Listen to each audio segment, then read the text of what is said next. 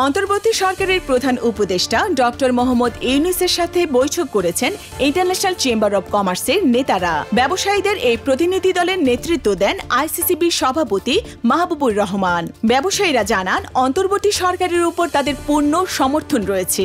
এ সময় ডক্টর ইউনূস বিভিন্ন ক্ষেত্রে গুরুত্বপূর্ণ সংস্কারের মাধ্যমে শিগগিরই দেশের অর্থনৈতিক অবস্থার উন্নতি হবে বলে আশা প্রকাশ করেন।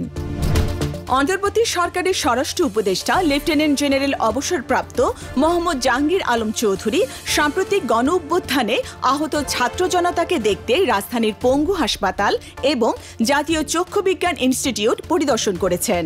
পরিদর্শন শেষে তিনি সাংবাদিকদের বলেন, বৈষম্য বিরোধী ছাত্র আন্দোলনে আহতদের চিকিৎসায় সরকার সব ধরনের সাহায্য ও সহযোগিতা করবে। এ সময় তিনি আহতদের উন্নত চিকিৎসা নিশ্চিত করতে সংশ্লিষ্টদের নির্দেশনা দেন। শিক্ষার্থীদের আন্দোলনের মুখে এইচএসসি ও সমমানের স্থগিত পরীক্ষাগুলো বাতিল করেছে সরকার। তবে ফলাফল কিভাবে দেয়া হবে সে বিষয়ে সিদ্ধান্ত পরে। স্থগিত পরীক্ষাগুলো না দেওয়ার দাবিতে মঙ্গলবার দুপুরে সচিবালয়ের ভেতরে ঢুকে বিক্ষোভ করেন শিক্ষার্থীরা। তারা এসএসসি সংশ্লিষ্ট বিষয়ের সঙ্গে ম্যাপিং এবং যে পরীক্ষাগুলো হয়েছে তার সঙ্গে মিল রেখে ফলাফল প্রকাশের দাবি জানান। এরপরই পরীক্ষা বাতিলের সিদ্ধান্ত আসে। গত ৩০ জুন এইচএসসি ও সমমান পরীক্ষা শুরু হলেও সরকারি চাকরিতে কোটা সংস্কার আন্দোলন এবং ছাত্র জনতার অভ্যুত্থানের কারণে কয়েক দফায় পরীক্ষা স্থগিত করা হয়।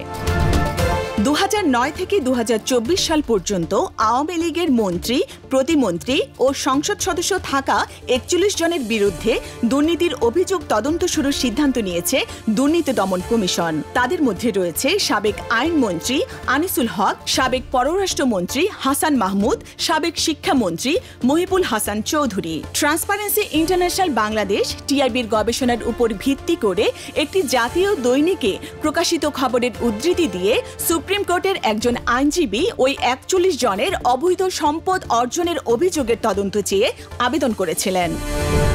বৈষম্য বিরোধী ছাত্র আন্দোলন চলাকালে রাজধানীর আদাবরে সোহেল রানা নামে একজন পোশাক শ্রমিককে গুলি করে হত্যার অভিযোগে সাবেক প্রধানমন্ত্রী শেখ হাসিনা ও সাবেক সেতু মন্ত্রী ওবায়দুল কাদের সহ ২৫ জনের বিরুদ্ধে মামলার আবেদন করা হয়েছে।